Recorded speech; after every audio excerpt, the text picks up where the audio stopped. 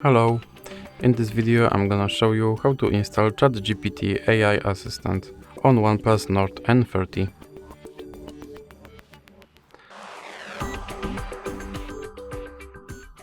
So you have to start with opening your Google Play Store.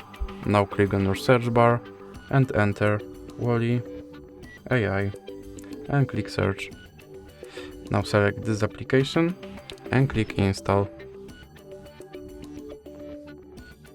Now click open and you can skip this introduction.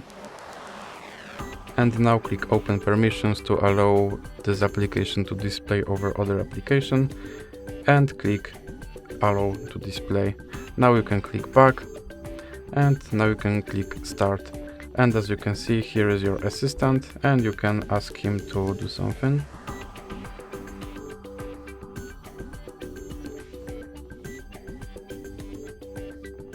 And as you can see, he responded.